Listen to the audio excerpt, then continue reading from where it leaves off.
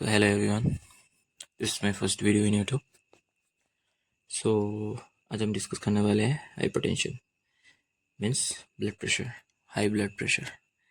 So what is hypertension?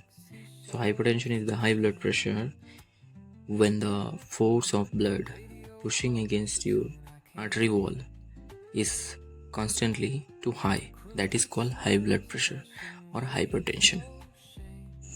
तो ये होता क्या है ब्लड प्रेशर? ब्लड प्रेशर होता है बॉडी में, पता है हमको ब्लड है. ब्लड किधर रहता है?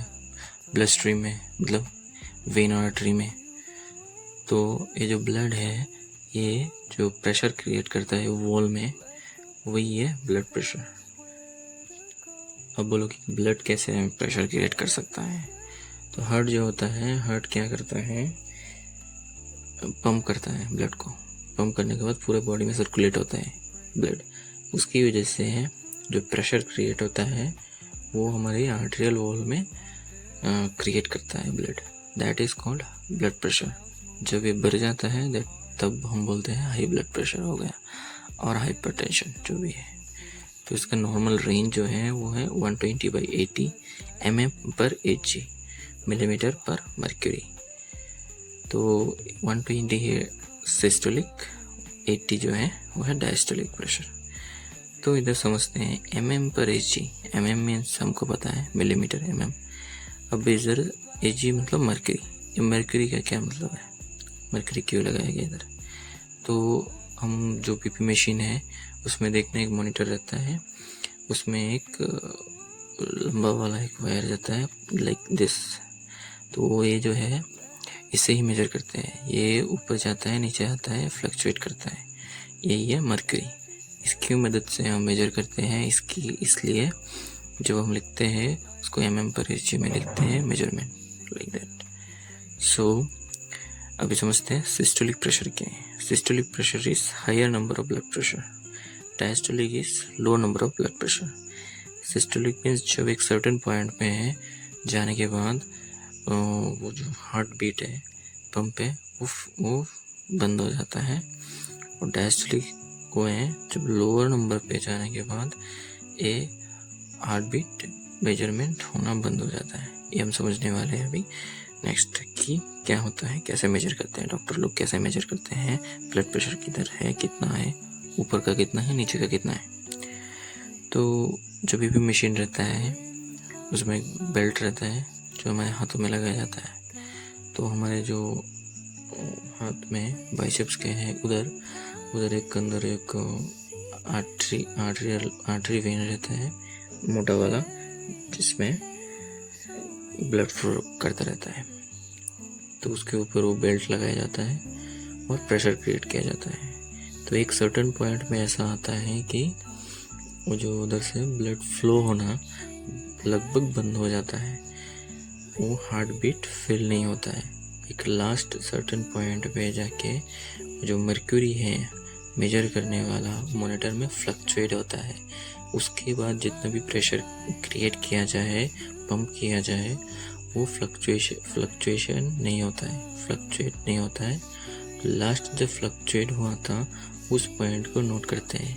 अब मान लो वो पॉइंट है 120, ठीक है, उसको नोट करते हैं. फिर डॉक्टर क्या करते हैं, धीरे धीरे उस प्रेशर को रिलीज करते रहते हैं, छोड़ते रहते हैं.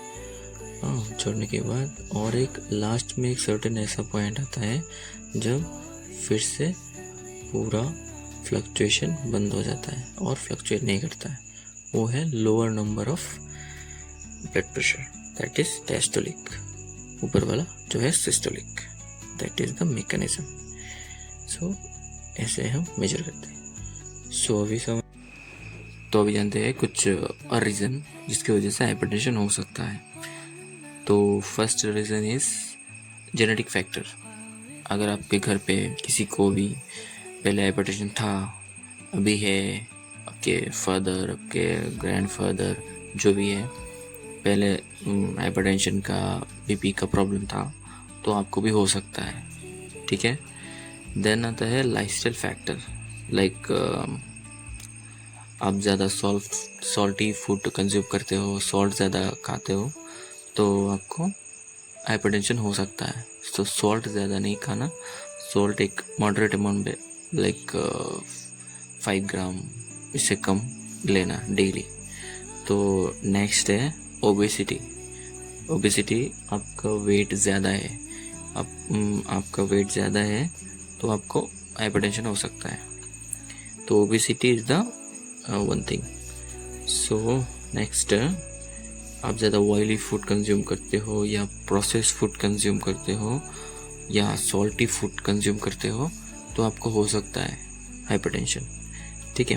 देन आप ज़्यादा स्ट्रेस लेते हो, नींद शरीर से पूरा नहीं करते हो तो आपको हो सकता है हाइपरटेंशन, बीपी का प्रॉब्लम। सो सही से नींद लेना और स्ट्रेस कम लेना। ओके। तो अब हम बात करते हैं कि कुछ लाइफस्टाइल चेंजेस के बारे में।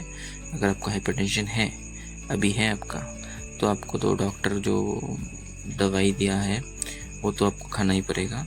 तो उसके अलावा आप क्या क्या लाइफस्टाइल चेंजेस कर सकते हैं जिसकी वजह से आपको थोड़ा सा मतलब कम हो सकता है, आपको मेडिसिन का ज़्यादा वो डोज जो है वो कम हो सकता है। तो क्या क्या आपको ध्यान में रखना है लाइफस्टाइल में। So first is weight loss. आपका वेट ज़्यादा है तो वेट लॉस करना पड़ेगा, that is main thing. Then you reduce salt consumption.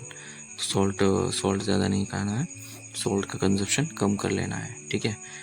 Then should exercise daily, walking हो, रनिंग हो या जिम में जाना हो, जो भी आपको सूट लगे, जो भी आपको अच्छा लगे तो आप करना है एक्सरसाइज। एटलीस्ट 30 मिनट्स तो वॉक कर ही सकते हो डेली, तो वॉकिंग करना है, या रनिंग कर सकते हो तो रनिंग करो, या जिम में जा सकते हो जिम में जाओ, जो आपका मर्जी।